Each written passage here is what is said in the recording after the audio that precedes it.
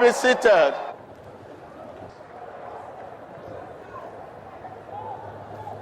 Thank you. Thank you.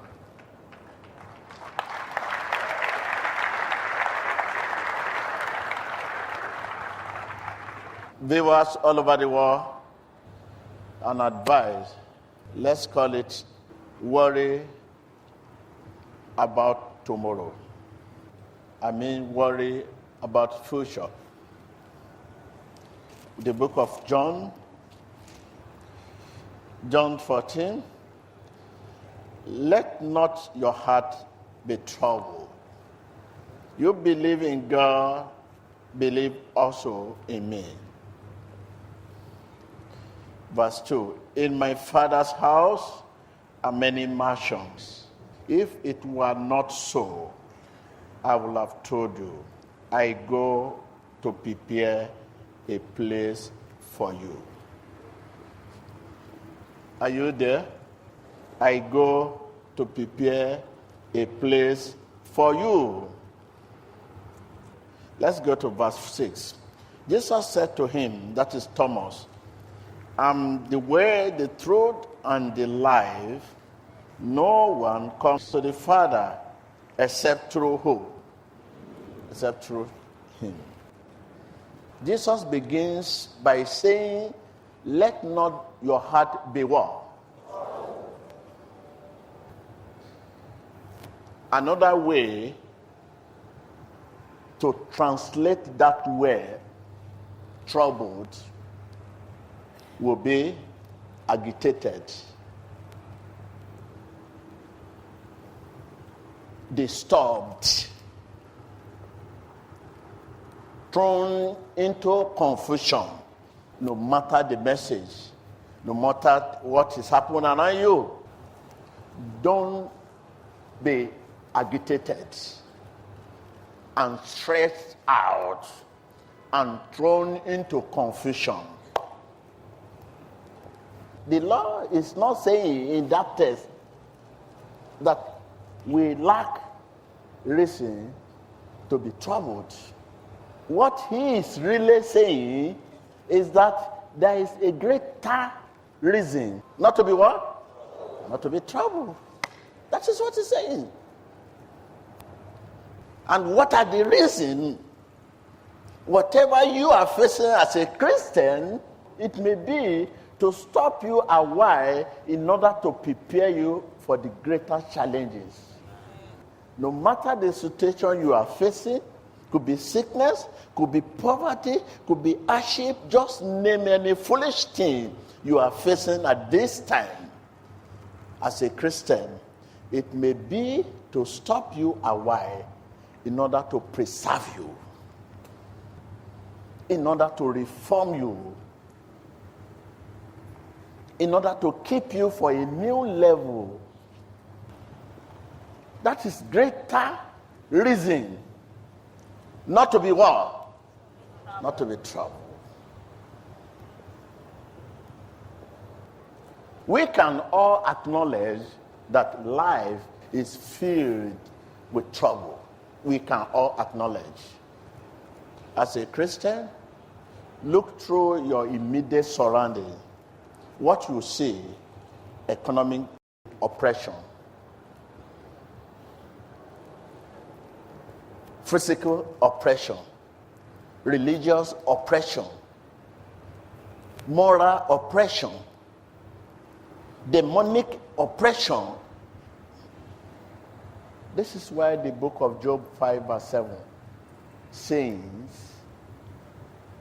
man is born to trouble.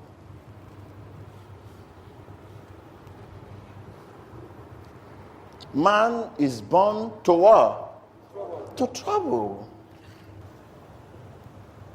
From the moment you leave your mother's womb, you encounter trouble. Life begins with a doctor's slap on our backside.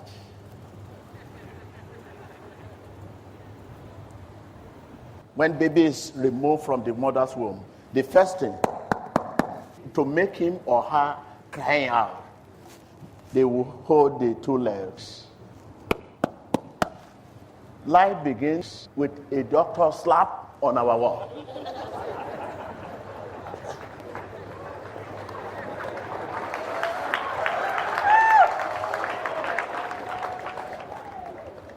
From the moment you leave your mother's womb, they will get your two legs to know whether you are alive or not. I'm alive! I'm alive!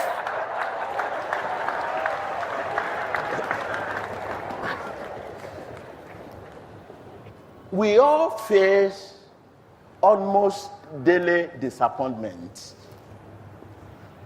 We are unhappy with ourselves because we so hardly live the way we want to live. We want to be strong, but we find ourselves weak. We want to be courageous, but we feel overcome by fear. Many fear exists. Fear of sickness, fear of failure, fear of false accusation, rejection. Fear, fear, fear, fear, fear, fear, fear. We want to be courageous, but we feel overcome by fear.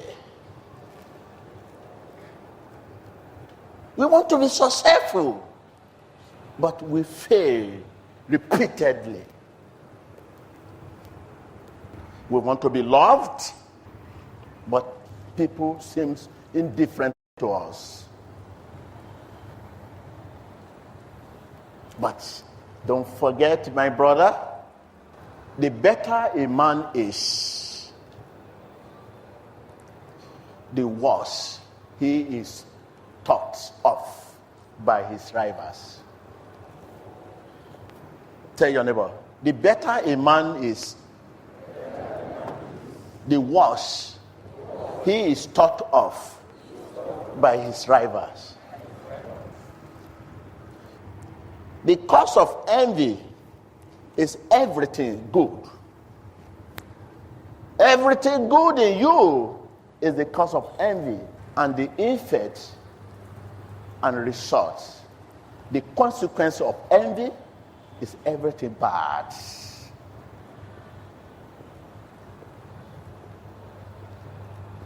If you don't want people to envy you, you are finished. No more jealous. Nothing good about you. You don't want people to talk about you again, accusing you.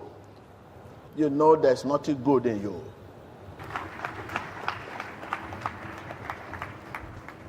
The better a man is, the worse he is thought of by his rivals.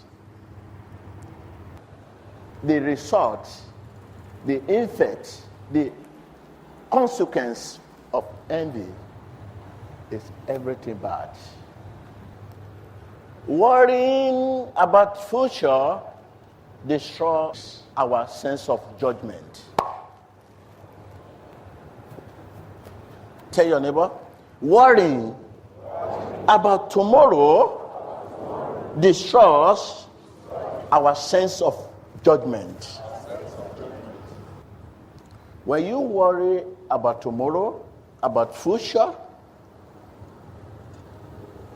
you cripple your ability to think, your ability to act, and exercise faith in the present. When you begin to think of what am I going to eat next? When I leave here, where am I going? What will happen next? In 2 minutes, you are putting yourself in position of God. That is where God is. That is where God lives. He lives in our future. He owns our future. You now, God next. God live in future. Where God live is next. You live now. When you think about tomorrow, future, next, you cripple your ability to think, your ability to reason, your ability to act, and to exercise faith in the presence.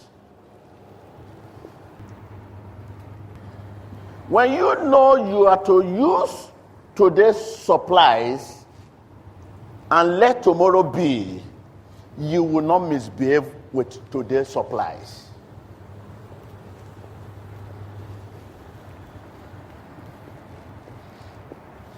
When you know you are to use today's supply and let tomorrow be, you will not misbehave with today's supplies.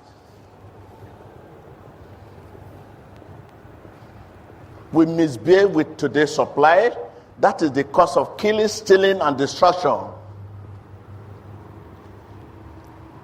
The cause of killing, stealing, and destruction is the urge to store up wealth here on earth. That is the cause of killing. Lying against your fellow brother, insincerity, that is the cause. If you depend on today's supply alone, you have no reason to damage your colleague. Anxious about tomorrow is the cause of corruption today. Misappropriation. Anxious about tomorrow is the cause of what?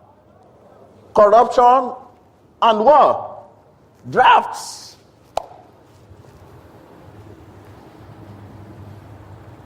When we are anxious about tomorrow, you will not be able to differentiate between God's supplies and Satan's bait. Call it bait. B-A-I-T.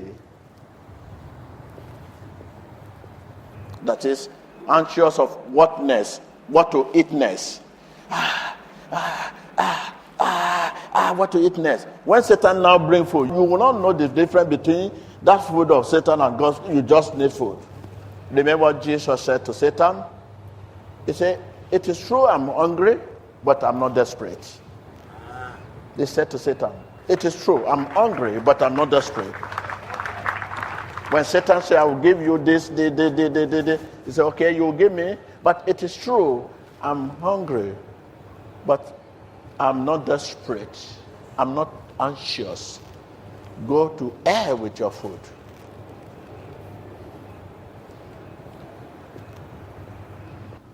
Tell your neighbor, use today's supply and let tomorrow be. I can hear you. Use today's supply and let next be. Tomorrow start from next.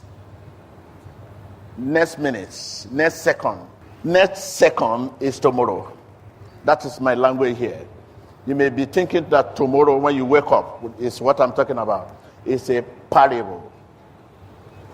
Next second means tomorrow. Next second means future. Yes, use today's supply and let next be.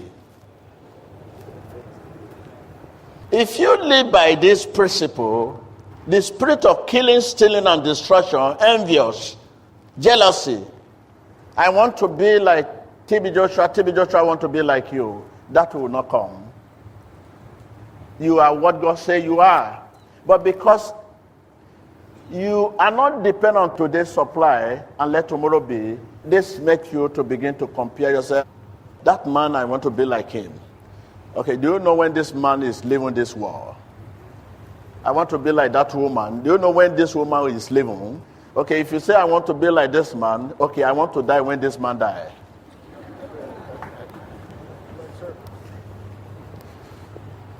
But you are not interested in that, you just want to be like that man. When you open your wardrobe, you see many attire which are enough for you to use. But you keep buying more, because you want to look like that woman. The Bible says, let not your heart be troubled. The Lord is not saying here that we lack reason to be troubled. What he is really saying is that there is greater reason not to be. You will see a very young graduate, well dressed, begging for alms in our midst here. Maybe after closing, we'll be looking for transport to go back. This is economic oppression, poverty everywhere. Okay, if you give that transport back home, what will young graduate eat at home? Where is he living? Look around, you see religious oppression, intolerance, violence everywhere. Are you talking of moral oppression, institutionalized corruption in high places? If you are a follower of him, a believer, you will use today supplies and let tomorrow be. Let next be. Today's trouble is enough for today.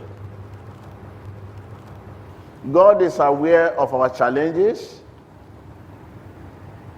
and he prepares us for each day's challenges. Ministers of God all over the world, God actually prepares us and gives us the weapon. If we depend on today's supply and let tomorrow be, the grace of God will continue. Let me give you a good example. Many churches by now supposed not to have branches. As a result of branches, actually led to trouble in churches today.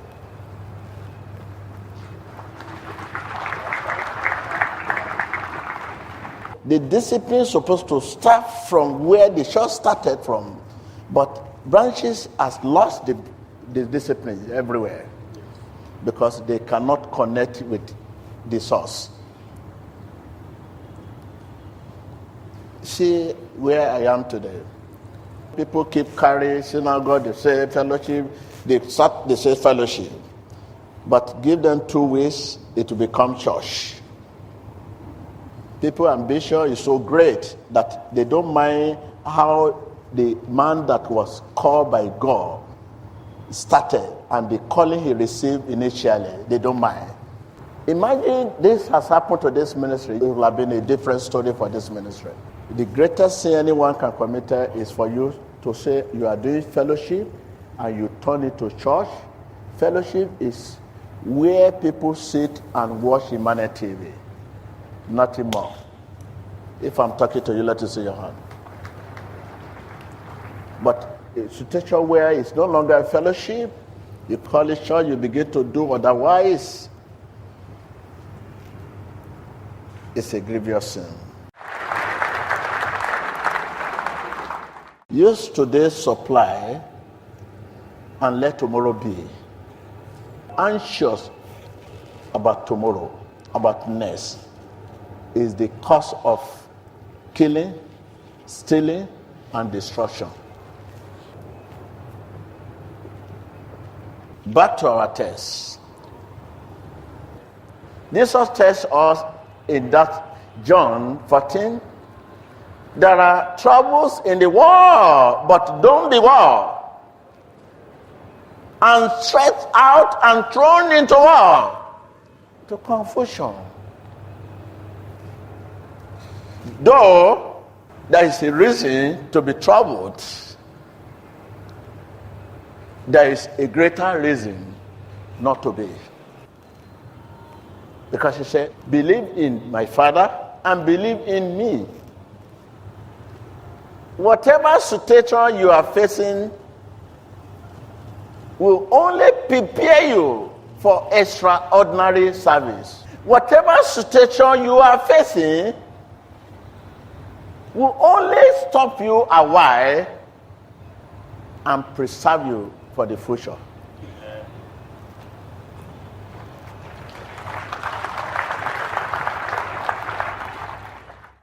If you depend on today's supply and let tomorrow be,